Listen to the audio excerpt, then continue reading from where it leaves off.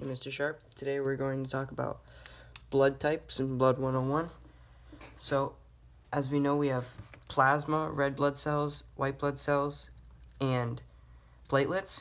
But in the red blood cells, the job of them is to carry oxygen to other parts of the body, from the lungs to the other parts of the body. And what helps the red blood cells carry the oxygen is something called hemoglobin, which binds to oxygen and transports itself to the other side of the body. So if you think about it, like you have your two lungs right here, and then you have your red blood cells.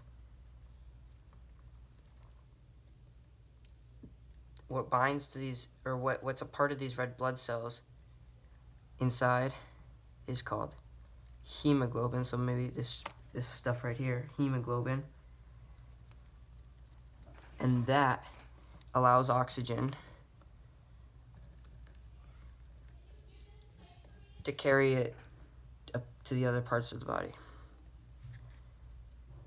And then also, what's part of red blood cells are these things called antigens, which are proteins that attach to red blood cells.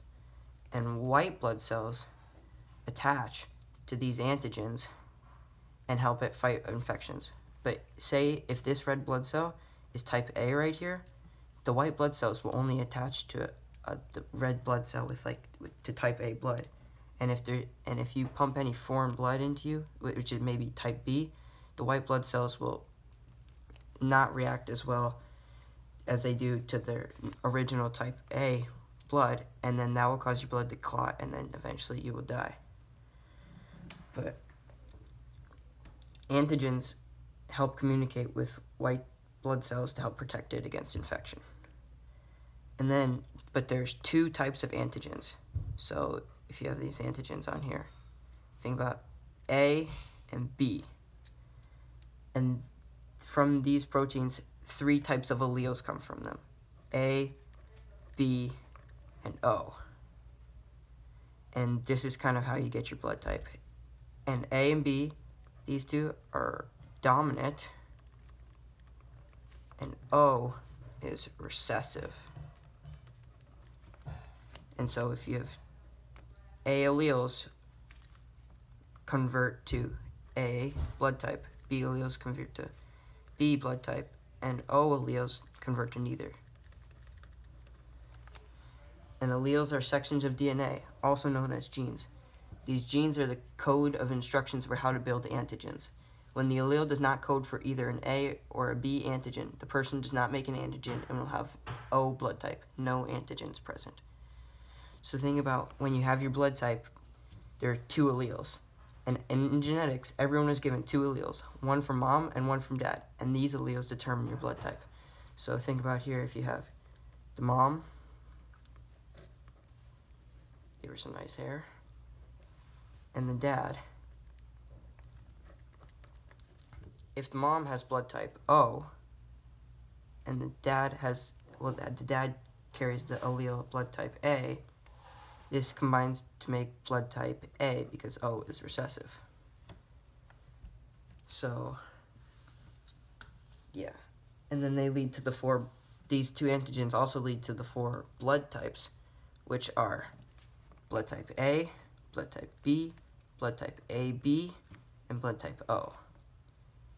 And I know what you're thinking, blood type AB. Well, that is because since they're both dominant, if the mom, she has blood type A, and the dad has blood type B, since they're both dominant, they combine to form blood type AB.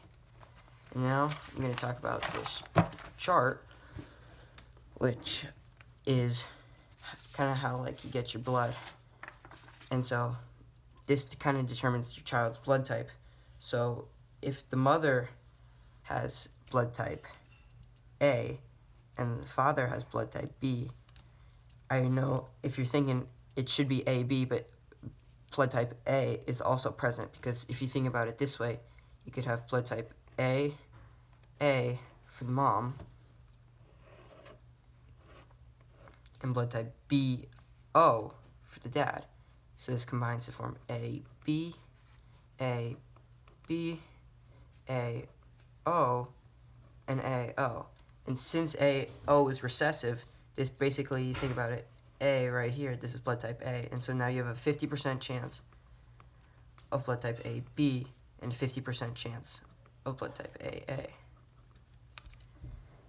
And so if you're wondering how blood type O is present, and actually is one of the most common blood types among people, blood type O can only happen if it is because of if it is mixed with blood type O. So if the mom has blood type O and the dad has blood type O, then the child is going to have blood type O without a question. So that is my tutorial. Thank you for watching. Bye.